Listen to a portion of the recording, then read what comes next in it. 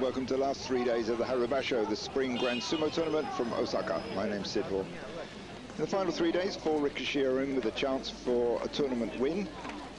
From the beginning of the Basho, 2 rikishi have dominated, and they are Masashi and Kaiho. The deciding bout will be on day 13 when these two face each other. Well, let's see how they do. Here's Masashi doing his Yokozuna Dohyo Iri.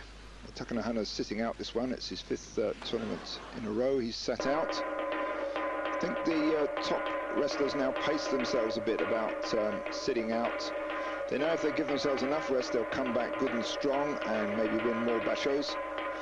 And that certainly seems to be Masashi Maru's attitude, and I suspect Takanohana's taking a leaf out of his book. If they recover well, then they can continue fighting, but of course if the injury is not really healed, then they stand a chance of aggravating it. So now we have first of our bouts on day 13. It's Takatoriki.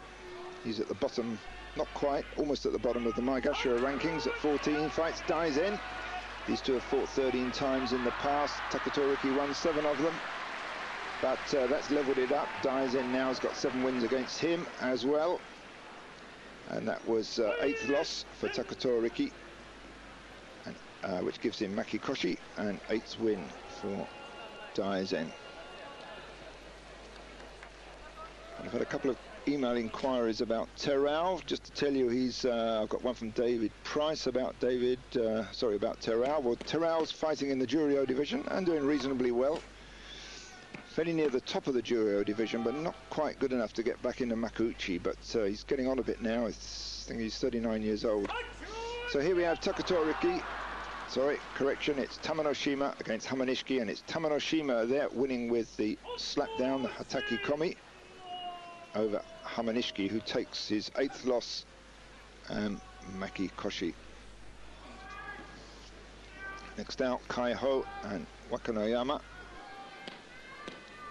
Oh, Mark Nixon emails me, wants to know if a wrestler is forced to withdraw from a basho. Well, they get replaced. Obviously, some of them move up from the Juryo division to fight, to make up the numbers. Well, Wakanoyama there squeezes round behind Kaiho and pushes him out from behind. Kaiho's usually a little bit more sticky than that. He stays in front of his opponent, but Wakanoyama, some 40 kilos heavier, manages to get round behind him. Next out, Miyabiyama, who's got 8 wins already, fights Oikari with 6 wins.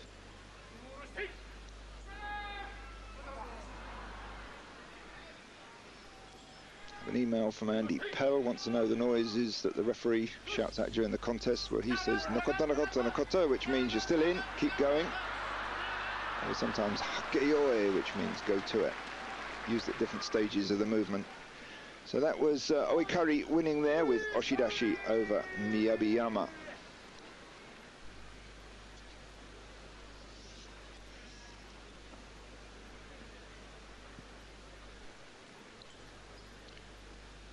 Now Tochisakae from the Kasugano stable fights Kyokushuzan from the Oshima stable. It's the Oshima stable that first took in a number of Mongolian wrestlers. They came over about 10 years ago, and it was Oshima who took them in.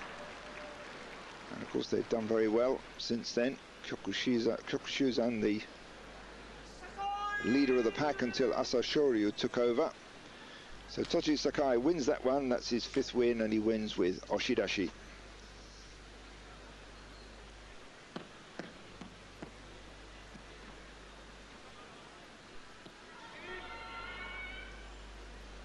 Now we have Tochinonada against Kotonowaka. They fought 12 times previously.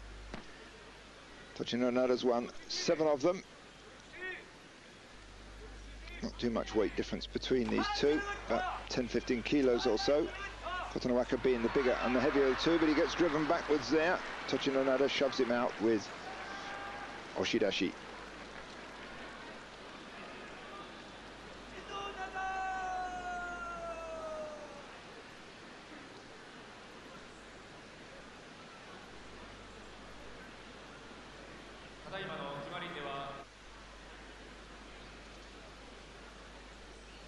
That's the inside view of the Osaka Prefectural Gymnasium. Next out is the Mongolian. Got a reputation for being a mild individual.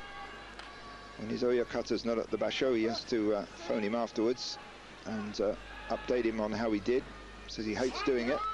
So now here fighting Dejima. Dejima comes out this time, comes out well, charges forward, keeps the legs backing up his movements, and that's the Deashi as it's known, the forward foot movements, and he drives Kyokutenho over the edge. So that was 9th loss for Kyokutenho and 5th win for Dejima.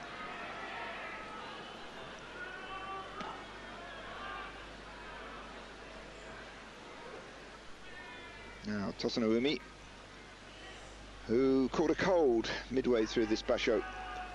Somehow it doesn't seem terribly important, but it does affect these wrestlers quite a bit. They only fight once a day, and they have to be absolutely tip-top condition. They've got to come out. They've only got a few seconds to win. So if the edge gets taken off their condition with a cold, it does affect them.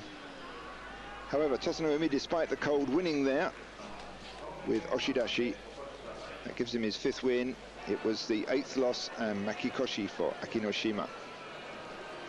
Takanowaka there, coming out. He's doing rather well so far.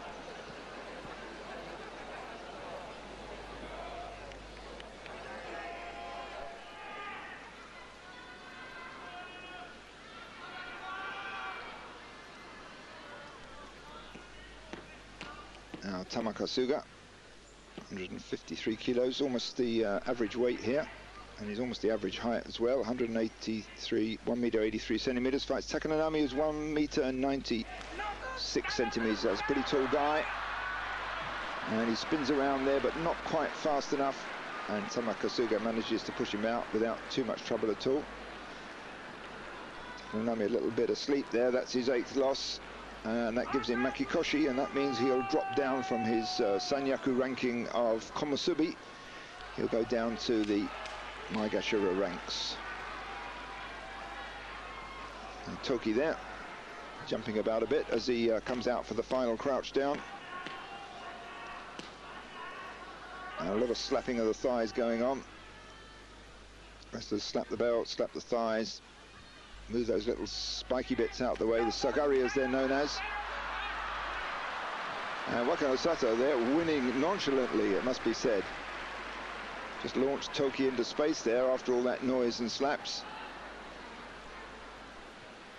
And is that Wakanosato smiling a bit? Looked like it. So 8th win and kachikoshi for Wakanosato. Well, that levels him up with his score in the previous basho when he had 8 wins. So a couple more bouts and hopefully he'll add to that. Now, see how these two, now these are interesting. Takanowaka's in the race for the tournament, the tournament win. He's only got 2 losses so far. Asashoryu is not in it. He's had 4 losses already, but he's certainly the giant killer. Now these two have fought 5 times previously, and Asashoryu's won 4 of them. So the money's on Asashoryu to win again. And this possibly will knock Takanowaka out the title race. So a hard start by Asashoryu, slapping in hard. Takanowaka determined to give him back what he's given. It's a lot of slapping there, and what a frenzied bout that was. Look at the look on Asashoryu's face. He's a man who doesn't take any prisoners. So Takanowaka well shaken up there by that onslaught from the Mongolian. Oh, this is what the Japanese mean by fighting spirit, although it's coming from a Mongolian. A lot of attitude there from that Mongolian. 130 kilos of him, which is not a lot of weight. Just over 20 stone, 286 pounds in UK weight. Let's watch that one again. Crack of heads at the start, then some thrusts to the face. Semi-slaps, tries a pull down, but Takanowaka stays in there, keeps moving forward, but the Mongolian starts to speed up a bit, diving all over the place, keeping his balance going. There's another slap to the face, manages to get round behind Takanowaka and then just dumps him out from behind. Okuritaoshi. Not a lot of love lost there between those two by the look of it. So Asashoryu takes his 9th win, and that's 3rd loss for Takanowaka. And that's virtually knocks him out of the race for the Yusho, as it's known, the tournament win. Now, Otsukasa against Koromitsuki, who seemed to have hurt his jaw before.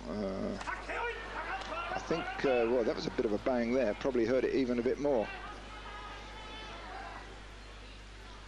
So from the tachi-ai into the slam, but they're both locked in tight against each other. Leaning in, looking for a weakness, sensing where there's too much push. Possibility to move the arms across the body and turn the wrestler and get round behind. There's a certain amount of arm work going on there. But it's Otsukasa with his back to the ring, and that's it. No escape now. But Koromitsuki needs to finish him off a bit better. Normally it's easy to finish him off, so what he does there, he doesn't push him straight forward. He tips him over to one side. Let's just watch that tip. There's the tip, over to one side. Not much you can do about that. And down and over. So okuritaoshi win. That's push from behind and down for Koromitsuki. Gives him his 7th win. But it looks like he hurt his jaw there. You can see it's... did he hurt it previously, or did he hurt it again? He certainly banged it right at the start when their heads came together.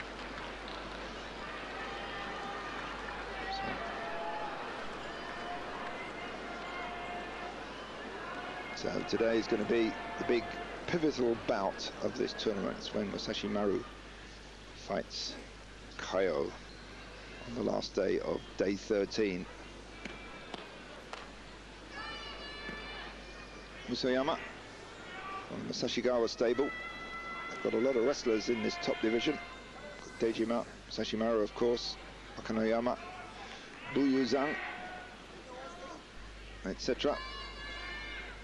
And Musoyama, of course, himself. So Musoyama comes out, drives hard, keeps the pressure on Hamanishiki, but Hamanishiki gets it because it's Musoyama. Swings just outside the bout as he drives forward. Let's watch that one again.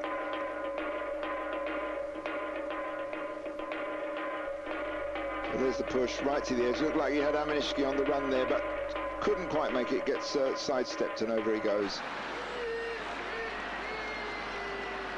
The line between winning and losing in sumo is so fine. Just when it looks like one wrestler is almost certainly going to win, then suddenly skids away, slips on the surface, or just tips a toe outside, and that's enough to lose the bout. Now, Chio Taikai, otherwise known as the Karate Kid. He says he likes to make his sumo like karate. Just likes to smash out and batter them down. It's a quote going back some time, but Chio Taikai started off as a karate man, did a lot of karate in his early days. But not doing himself too much good there with it. Looked fast asleep. Tochiazuma came out even faster and blasted him out with oshidashi. So you would expect it to be around the other way. Chio Taikai normally comes out like that and blasts his opponent straight out if he manages to get them moving backwards.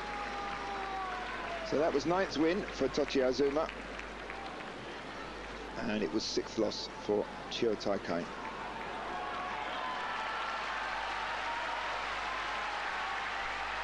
Now we have Musashi Maru and Kaiho. Now if Kaiho wins this one, that'll level him up with Musashi Maru. Musashi Maru's got 11 wins and 1 loss. Kaiho's got 10 wins and 2 losses. Although it's not completely over yet. We've got bout today, we've got bouts on day 14 and day 15, so Kaiho's still in with a chance, but it's this certainly is the pivotal match of this basho. Weight-wise, Musashi Maru's some 53 kilos heavier than Kaiho. Kaiho comes out, slams straight into Musashi Maru, who just moves forward. He's been driven back a bit now. This is interesting. Musashi Maru almost sidestepped, but his long arm was in position enough to stop the sidestep. Driving forward again, pushing his weight in, and that spills Kaiho over and down. So Musashi Maru now well and truly in the lead with 12 wins and 1 loss, and Kaiho notching up his 3rd loss. Oh, Musashi Maru certainly looking in good form. Dropping out of the last basho gave him a chance for his wrist to recover. Let's watch this one again. So Kaiho slams in not quite dead center. Manages to Get the big man moving a little bit. Tries a sidestep there, but doesn't really work it too well. And then Musashi Maru just comes powering in backwards. So at the end of day 13, we have Musashi Maru in the lead, 12 wins and 1 loss. Kaiho and Takanowaka and Hamanishiki with 10 wins and 3 losses. Tochiazuma just a tad behind with 9 wins and 4 losses. That's the press corps surrounding Musashi Maru. And here we have the wrestler who does the bow twirling ceremony. They're usually from a much lower rank than these top Makuuchi division wrestlers, but they're allowed to dress their hair in the same as the top wrestlers. Stay with us, we'll be back very shortly after the break.